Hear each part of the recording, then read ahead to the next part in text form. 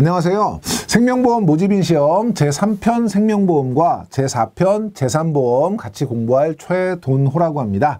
자, 이번 시간은 이제 3편 첫 번째 시간이고요. 생명보험의 개요에 대해서 같이 한번 살펴보도록 할게요. 자, 생명보험 관련 법규인데요. 생명보험 관련한 법규가 왜 필요한지 필요성에 대해서 먼저 살펴보도록 하겠습니다. 자, 생명보험 계약상 우리 보험 계약자 그리고 보험회사는 각각의 권리 또는 의무를 가지게 되는데요. 이 권리와 의무가 어디에 규정이 되어 있냐면 보험회사가 작성한 보험 약관에 의해서 규정이 되어 있습니다. 그렇기 때문에 보험회사가 잘 작성했는지를 확인 감독하기 위한 그리고 소비자를 보호하기 위한 법 제도가 필요할 텐데요. 첫 번째는 상대적으로 이제 보험 상품에 대한 이해라든지 지식이 부족한 소비자의 이익을 보호하기 위한 법이 필요하죠. 그래서 그러한 법규 체제가 필요하고, 두 번째, 보험회사가 계약을 잘 영위하고 이행하기 위해서는 건전한 경영을 해야 되는데 보험회사가 건전한 경영을 도모하고 있는지를 감독할 필요가 있어요. 그래서 감독 법규가 필요합니다. 여러분은 두 가지 이유, 소비자의 이익 보호와 보험회사의 건전한 경영을 도모하기 위해서 필요하다. 요 두 가지 이유는 꼭 기억해 주시고, 두 번째, 생명보험 관련된 법규인데요. 이 생명보험 계약 관계를 규율하고 있는 근거 법률이 뭐냐? 이거 시험에 많이 나옵니다. 그래서 여러분이 상법 제4편 보험편이다 라고 하는 건 꼭 기억을 해 주시고, 가끔 가다가 시험에 자본시장과 금융투자업에 관한 법률, 우리 흔히 이제 줄여서 자본시장법이라고 하는 그 법에 근거한다거나 보험업법에 근거한다거나 이런 질문들 나오거든요. 상법 제4편에 근거하고 있다 기억해 주시고, 이 상법 제4편에서는 보험계약의 성립이나 소멸, 그리고 보험계약 안에서 계약자나 보험회사의 권리와 의무 이런 것들을 이제 정하고 있고요. 생명보험의 표준 약관 같은 경우에는 이 상법의 보험편 규정을 그 토대로 해서 작성을 하게 되고, 일반적인 상법보다는 이 상법 4편의 보험편은 계약자의 권리를 이제 확대할 수 있도록 규정하고 있고요. 만약에 관련해서 소송이 제기가 되면 제일 먼저 상법을 근거로 판결을 하게 되고요. 만약에 상법에 규정하고 있지 않은 것이 있다면 두 번째 민법의 규정에 따르게 되고요. 특별히 약관의 해석에 따른 문제가 있다면 약관 규제에 관한 법률을 적용해서 판결을 하게 됩니다. 그래서 상법이 가장 최우선, 없다면 민법, 약관 해석은 약관 규제에 관한 법률, 이거 기억해 주시고요. 자, 다음에 우리 생명보험에 관련된 다양한 법규들, 여러분 아마 교재에는 이게 표로 나와 있을 거예요. 뭐 시험 문제 자주 나오는 건 아니지만 나오게 되면 또 많이 또 득점이 어려운 부분이기 때문에 어떤 법이 뭘 규정하고 있다 정도만 기억해 주시면 좋을 텐데, 상법은 보험 계약 관계 자체를 규정하고 있고요. 그 안에서 계약자와 보험회사의 권리, 의무 같은 것들을 규정하고 있고, 민법은 상법에서 규정하지 않은 부분들을 이제 보완할 때 그 기초 나머지 규정하지 않았던 것들을 별도로 규정하고 있는 것도 갖고 있고, 약관 규제에 관한 법률은 보험 약관의 해석에 대한 부분을 규정하고 있고, 보험업법은 보험업의 허가, 감독의 근거로 적용이 되고요. 보험감독의 근거는, 보험감독은 금융위원회에서 하거든요. 그렇기 때문에 금융위원회 설치 등에 관한 법률, 보험회사의 구조 조정의 근거가 되는 것이 금융산업의 구조 개선에 관한 법률이고요. 가장 중요한 것은 예금자 보호법입니다. 요건 이제 보험회사뿐만 아니라 다양한 금융기관에 적용이 되는데요. 예금자 보호법은 뭐 영업 정지라든지 파산이라든지, 그래서 보험회사가 보험금을 지급하지 못하는 그런 상황이 발생을 한 경우에, 그럴 때 선량한 계약자를 보호하기 위해서 예금보험공사에서 보험금을 지급하는 이런 제도거든요. 그래서 밑에 함정 하나 보시면 생명보험 계약은 예금자 보호법이 적용되지 않는다, 이런 질문 많이 나옵니다. 그래서 생명보험 계약도 예금자 보호법의 대상이 된다는 거 꼭 기억해 두시고, 보험회사의 공동행위, 예를 들면 뭐 담합이나 이런 걸 막기 위해서 독점 규제 및 공정거래에 관한 법률, 그리고 변액보험 같은 경우는 보험이지만 특별계정이라고 하는 펀드를 운영하기 때문에 펀드에 적용하는 자본시장법, 자본시장과 금융투자업에 관한 법률이 같이 적용이 되고요. 보험 사기 행위의 조작이나 방지 이런 것들을 위해서 보험 사기 방지 특별법, 그리고 최근에 이 보험회사의 어떤 그 소비자 보호 정책이라든지 분쟁 조정 절차라든지 이런 것들이 이제 강화돼서 적용되는 법이 금융소비자 보호에 관한 법률, 저희가 줄여서 이제 금소법이라고 하는데요. 이 부분은 이제 새로 추가돼서 개정되고 강화된 것이니까 시험에 출제될 가능성이 좀 높지요. 여러분 잘 챙겨주시고, 그래서 굳이 여러분이 보신다고 하면 생명보험 계약 관계를 규정하고 있는 것은 상법이다. 그리고 보험업 허가나 그 다음에 감독의 근거가 되는 것은 보험업법이다. 생명보험도 예금자 보호법은 적용이 된다. 그리고 소비자 보호나 분쟁 절차, 소비자 정책 관련한 것은 금융소비자 보호에 관한 법률이다 정도는 기억해 주시면 좋을 것 같습니다. 자, 생명보험의 이제 정의를 한번 살펴볼게요. 생명보험은 상법 제638조에 보험계약자 그리고 생명보험 계약 이걸 이제 규정을 하고 있고요. 보험업법 2조에서는 보험상품과 생명보험 상품을 규정하고 있어요. 그래서 보험상품은 위험 보장을 목적으로 우연한 사건 발생에 관해서 금전 및 그 밖의 급여를 지급할 것을 약정하고 대가를 수수하는 계약이죠. 여기서 이제 위험 보장을 손해보장이라고 지문에 나오는 경우도 간혹 있고요. 우연한 사건이라고 하는 것이 이제 보험 사고가 될 것이고, 금전 및 그 밖의 급여를 지급할 것을 약정한 것이 보험금, 그리고 대가를 수수하는 것이 보험료가 되겠죠. 그중에 생명보험은 어떻게 규정하고 있냐면 위험보장을 목적으로 사람의 생존 또는 사망에 관해서 약정한 금전 및 그 밖의 급여를 지급할 것을 약속하고 대가를 수수하는 것으로 정하고 있어요. 그래서 사람의 생존과 사망은 생명보험 상품이다. 이렇게 보험 상품과 생명보험 상품을 규정하고 있는 법은 뭐다? 보험업법 제2조다 라고 하는 거 기억해 주시고, 밑에 보험업법 시행령에서는 생명보험 상품을 생명보험 계약과 연금보험 계약으로 열거하고 있습니다. 생명보험 계약은 위에서 정의한 것과 동일하게 생존 또는 사망에 관해서 규정하고 있다면, 연금보험 계약은 생존 또는 퇴직에 관해서 규정하고 있다는 것이 차이점이에요. 그래서 사망과 퇴직 여러분이 구분해 주시면 될 것 같고요.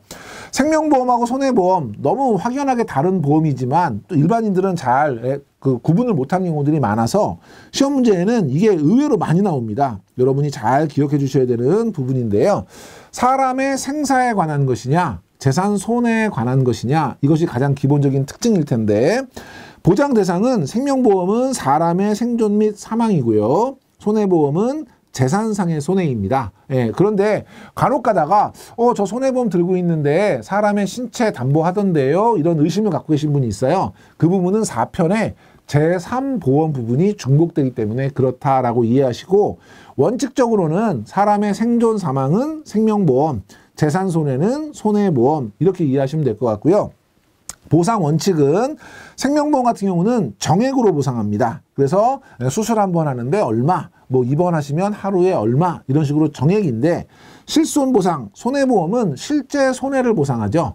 자동차 사고 나면 사고 한 번당 얼마 이렇게 안 하죠. 사고 나면 자동차 공장에 들어가서 수리비가 나오면 실제 수리비를 보상해요.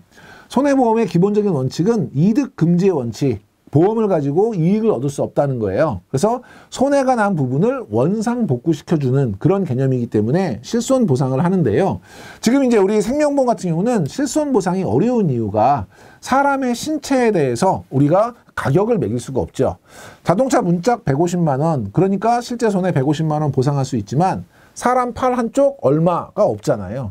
그래서 생명보험에서는 정액 보상이다라고 기억해 주시면 되고, 생명보험은 주로 장기고요. 보험 기간이 경우에 따라서는 사망 시까지 종신 보장도 가능한 반면에, 손해보험은 주로 단기이고요. 확정 기간 10년, 20년 또는 뭐 나이를 가지고 80세 만기, 100세 만기 이런 식으로 일정 기간에 대해서만 보상을 하게 되고요.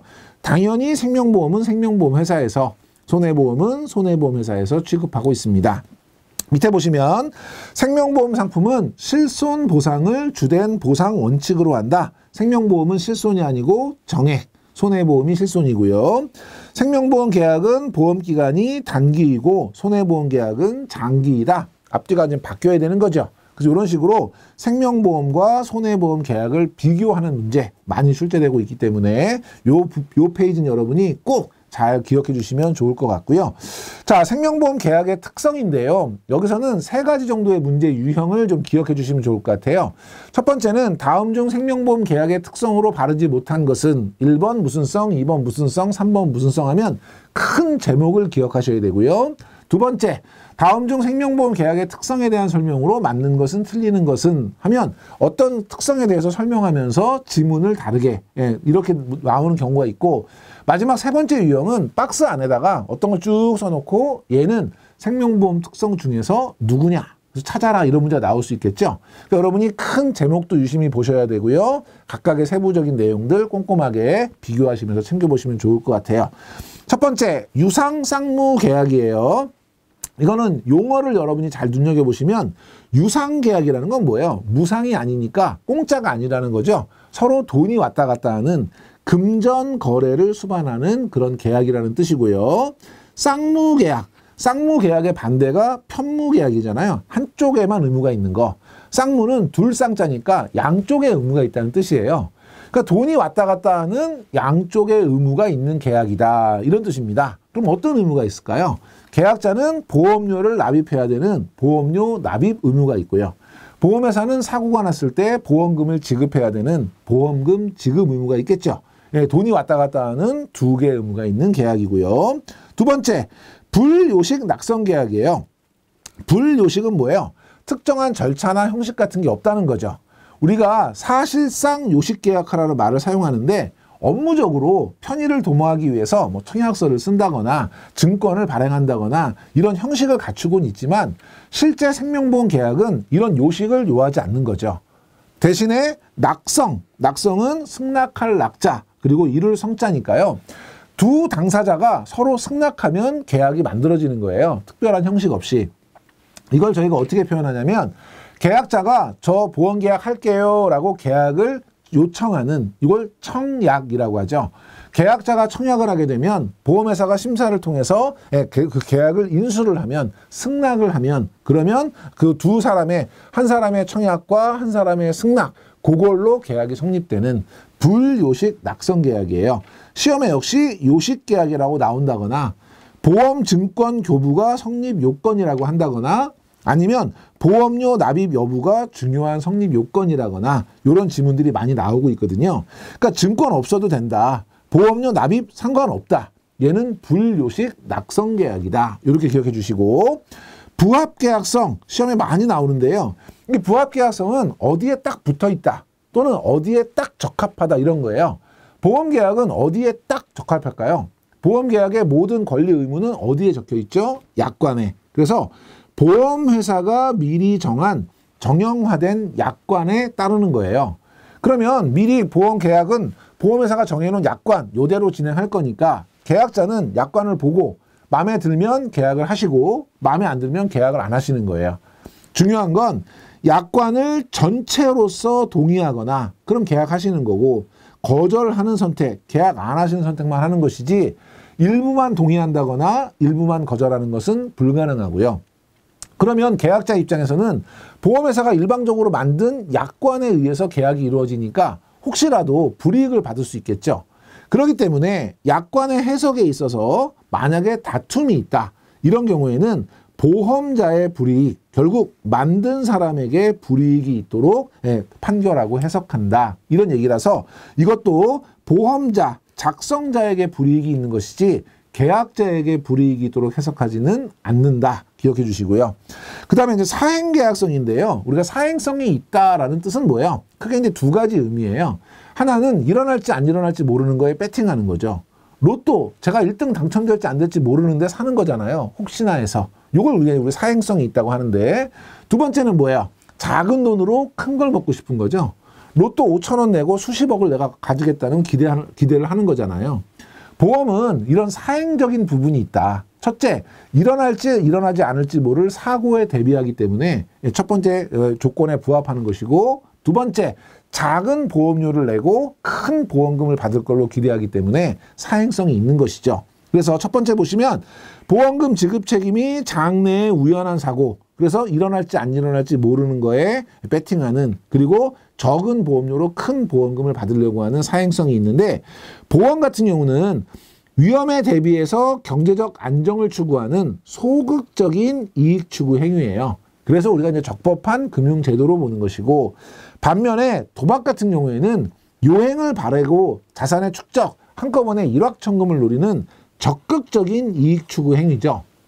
그렇기 때문에 법률적으로 무효이고 처벌을 받을 수 있는, 얘는 반사회적인 범법 행위로 본다. 이것도 여러분이 기억해 주시면 좋을 것 같고요. 다음에 선의의 계약성이에요.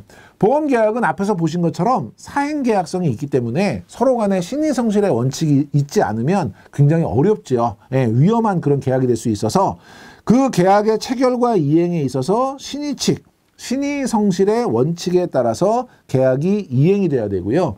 사행성이 있기 때문에 일반 계약에 비해서 더 강한 선의의 계약성이 요구가 되고요. 그걸 담보하기 위해서 사전에 알릴 사항, 그래서 계약 전에 알려야 되는 고지 의무를 부과를 하고 있고, 만약에 고지 의무를 위반한 것을 알게 되었을 때는 계약을 보험회사가 일방적으로 해지할 수 있도록 하고 있습니다. 시험 문제는 해지할 수 있는데 무효로 할 수 있다는 질문 많이 나오니까 이것도 챙겨두시고, 그 다음에 이제 계속계약성. 일반적인 계약들, 핸드폰 사면 핸드폰 받고 돈 주면 계약 끝나고요. 집 사면 집 받고 돈 주면 계약 끝나는데, 보험 같은 경우는 일정 기간, 요 일정 기간을 우리가 보험 기간이라고 하죠. 보험 기간 동안 그 계약은 지속된다는 뜻에서 계속 계약성이라고 하고요.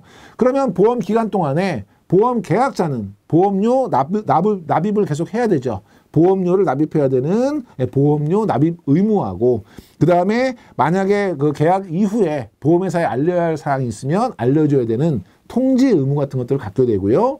보험회사는 사고가 났을 때 보험금을 지급해야 되는 의무, 이런 것들이 보험기간 내에는 계속되게 되고, 만약에 고지 의무, 통지 의무 이런 것들을 위반한 것을 알게 됐을 때는 해지할 수 있는, 무효가 아니라 그랬죠. 해지권이 발생한다라는 것이고, 상행위성. 보험이라고 하는 것은 결과적으로 상행위로 본다는 거죠. 근거는 상법이에요. 상법 제3조에 보면 여러 계약을 하는 행위를 하는 사람이 있을 때 그 중에 한 사람이라도 상행위라고 판단이 된다면 그 전원에 대해서 상법을 적용해서 상행위로 보겠다. 그러면 보험 계약에서 우리 계약자는 모르겠지만 보험회사는 그 보험업으로 해서 이익을 추구하는 영리 목적의 회사잖아요. 그렇기 때문에 보험회사는 상인이에요. 그러니까 보험회사와 계약한 전원을 우리가 상행위로 본다고 하면 결국 보험계약은 상행위성을 가진다라고 보는 것이고, 우선적으로는 상법을 적용하고요. 상법에서 만약에 규정하고 있지 않다면 민법을 보충적으로 적용한다. 앞에서 살펴본 내용이고요. 자, 개별성과 단체성인데요. 개별성은 개별계약이라는 것이고, 그러면 누구 입장인 거예요?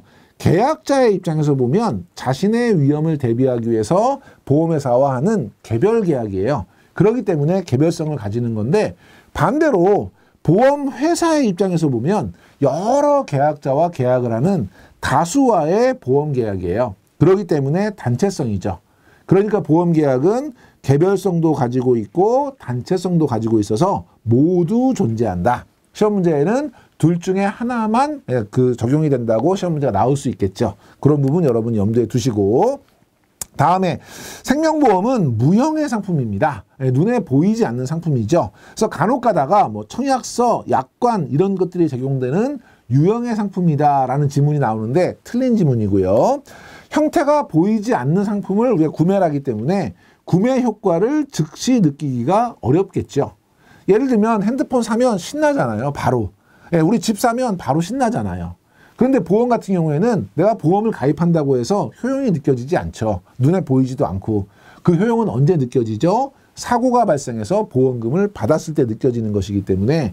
근데 지문에 어떤 지문이 많이 나오냐면 대부분 계약 체결에 따른 효용을 바로 느낄 수 있다. 이런 지문 많이 나옵니다. 틀린 지문이고. 그러니까 눈에 보이지 않기 때문에 더 신뢰를 주기 위해서 설명을 잘해야 되겠죠. 권유 단계에서부터 계약자에게 가입 설계라든지 보장 내용이나 보험금 지급 절차라든지 아니면 약관이라든지 이런 거에 대해서 충분하게 설명해야 된다. 왜? 보이지 않는 무형의 상품이기 때문에. 그리고 미래지향적이고 장기 효용적인 상품이다라는 것인데요. 자, 이거는 우리가 불확실한 미래에 사고가 날지 안 날지 모르는 걸 대비하는 거니까 미래에 대한 보장이 주 기능인 미래지향적인 상품이고, 효용은 언제 느낀다고 했죠? 보험 사고가 발생하는 시점, 구입 시점이 아니라 그랬죠. 그렇기 때문에 장기 효용적인 상품이고요. 계약자는 그러니까 장기 유지를 통해서 보장을 활용하는 것이 중요하겠고, 보험회사인 경우에는 중도 해지를 하셨을 경우에는 최초 가입 목적에 도달하기가 어려울 수 있다라고 하는 점을 잘 설명해 주실 필요가 있겠습니다.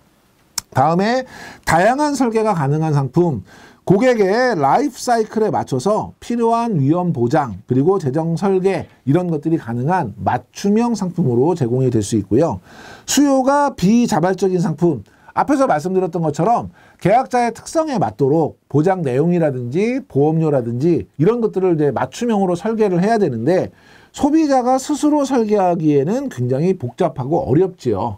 그렇기 때문에 전문성을 갖춘 모집인이 상품 설명을 하고 청약을 권유해서 판매하기 때문에 비자발적인 상품이고요. 최근에는 소비자들이 스스로 설계도 해보고 할 수 있도록 온라인 보험 가격 공시실 같은 것들도 운영하고 있다라는 것도 알아주시면 될 것 같습니다. 자, 청약과 승낙 등의 절차가 필요한 상품이라고 되어 있는데, 우리가 아까 낙성 계약이라는 개념이 있었죠. 계약자는 제가 보험 계약을 할게요 라고 요청하는 청약을 하고요. 보험회사는 심사를 통해서 승낙을 하는 거죠. 그러면 양 당사자의 의사가 합치되었으므로 그냥 계약이 성립되는 낙성 계약이고요. 보험 약관이나 청약서를 미리 작성하고 이를 통해서 이제 계약을 체결하게 되고, 역선택이라고 하는 거는 사고가 난 걸 알면서 보험을 가입하거나 사고가 날 걸 뻔히 우리가 예측할 수 있는데 보험을 가입하는 거, 이거를 이제 역선택이라고 하는데, 역선택도 방지를 하고 그리고 고객이 만족하는 완전한 상품 판매를 위해서 고지 의무가 필요하면 고지 의무, 사전에 건강 진단을 받아야 된다면 건강 진단, 그리고 그런 것들에 대한 계약 심사, 이런 절차들을 갖추고 있다. 그래서 청약과 승낙만으로 계약이 체결되는 건데, 보험증권을 반드시 교부해야 계약이 체결된다. 보험증권은 교부하는 것을 원칙으로 하고 있어요. 그런데 증권의 교부 자체가 계약 성립의 요소는 아니라는 뜻이고요. 가입자별로 손해담보를 측정해서 보장 설계가 진행이 된다. 가입자별로 하는 것은 아니죠. 그리고 손해담보를 측정하는 것이 아니고 위험률에 따라서 사전에 정해진 것을 고객이 선택하는 것이니까 이런 지문도 여러분이 잘 챙겨두시고, 계약 후에 관리가 필요한 상품. 일반적인 계약은 계약이 끝나면 그냥 그걸로 끝인데, 보험 같은 경우에는 보험료 납입이라든지 보유 계약 현황이라든지 이런 것들을 정기적으로 알려드려야 되고요. 갱신보험인 경우에는 갱신에 대한 안내, 어떤 급부가 있다면 급부에 대한 안내, 그리고 제도가 변경된 게 있으면 제도 변경에 대한 안내, 실적배당 상품이라고 하면 수익률 보고서, 이런 각종 정보들을 지속적으로 제공해야 되기 때문에 계약 후에도 관리가 필요한 상품이라는 것이 특징이다. 그래서 생명보험의 특징은 여러분이 잘 기억을 좀 해주시면 좋을 것 같습니다. 이번 시간 이렇게 생명보험 개요에 대해서 살펴봤고요. 다음 시간에는 생명보험 상품에 대한 기본적인 개념 같이 한번 살펴보도록 하겠습니다. 이번 시간에 강의 들으시느라고 수고 많이 하셨습니다.